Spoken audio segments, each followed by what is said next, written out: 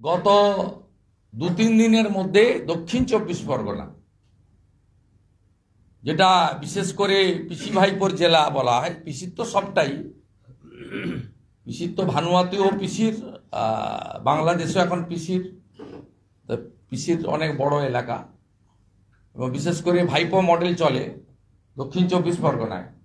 এখানে 2021 সালে নির্বাচনের পরে সবচেয়ে বেশি সন্ত্রাস হয়েছে, সবচেয়ে বেশি বিজেপি কর্মী সমর্থক, হিন্দুরা, যুবকরা সবচেয়ে বেশি ক্ষতিগ্রস্ত হয়েছে, সবচেয়ে বেশি বাড়ি ভেঙেছে, পুড়িয়েছে, খুন হয়েছে, মহিলাদের ইজ্জত সম্ভ্রম কেড়ে নেওয়া হয়েছে, ছোটখাটো কাজ থেকে তাড়িয়ে দেওয়া হয়েছে। আপনারা সবাই জানেন পোস্ট পল ভায়োলেন্স নিয়ে 61টা মামলা সিবিআই করেছে এবং অনেকে জামিন পেয়েছে, অনেকে গ্রেপ্তারও হয়নি।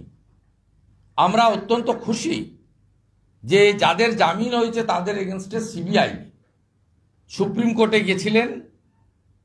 সদাইপুর বীরভূমের কেসে এই সমস্ত জেহাদিদের, তৃণমূলের, তাদের সমস্ত জামিন ক্যান্সেল করেছে সুপ্রিম কোর্ট।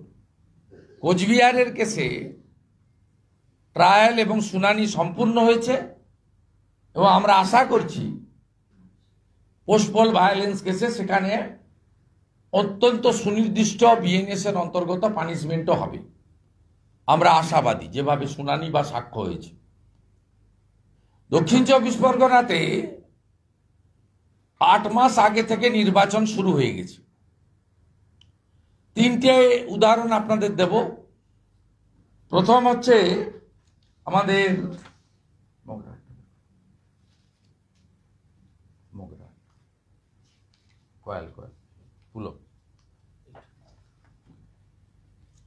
মগরাহাটে আমাদের একজন হিন্দুত্ববাদী যোদ্ধা, নাম তার পুলক কয়াল, বিধর্মীদের কাছ থেকে জগন্নাথ দেবের ওই যে পেড়া গজা, মমতার পেড়া গজা, ওটা নিতে অস্বীকার করেছে।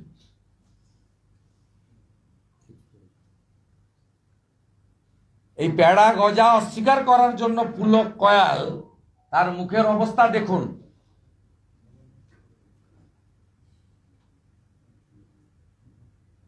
মূল অভিযুক্তকে রহিম মোল্লা,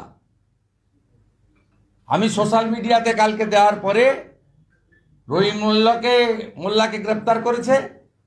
আর সাথে সাথে রহিম মোল্লাকে দিয়ে আরেকটা কমপ্লেন লিখিয়ে পুলক কয়াল হসপিটালে আছে বারুইপুরে, তার কাকা সুভাষ কয়ালকে গ্রেপ্তার করেছে।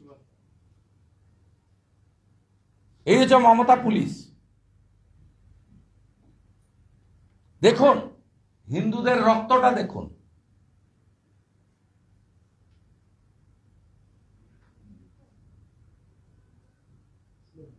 এই হালাল পেড়া গজা লক্ষ লক্ষ পরিবার ফেলে দিয়েছে, লক্ষ লক্ষ পরিবার। এমনকি ঘরের পোষ্যদেরও খাওয়ায়নি, ফেলে দিয়েছে আবর্জনা স্তূপে। আর ইনি বিধর্মীর হাত থেকে নিতে চাননি বলে কি করেছে দেখুন। এই রক্তের জন্য দায়ী মমতা ব্যানার্জি। বাংলার হিন্দু দেখুন, দেখুন সেকুলার হিন্দু দেখুন, ধর্ম যার যার, উৎসব সবার যারা বলেন তারা দেখুন।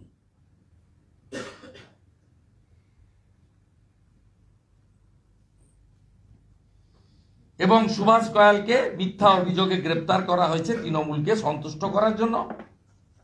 আর বিষয়টা নিয়ে আমরা, এর জেলা প্রেসিডেন্ট আছে মনোরঞ্জন জোদ্দার, এবং আমরা রাজনৈতিকভাবে কাল থেকেই বিষয়টা নিয়ে আওয়াজ তুলছি বলে রহিম মোল্লাকেও অ্যারেস্ট করিয়েছি।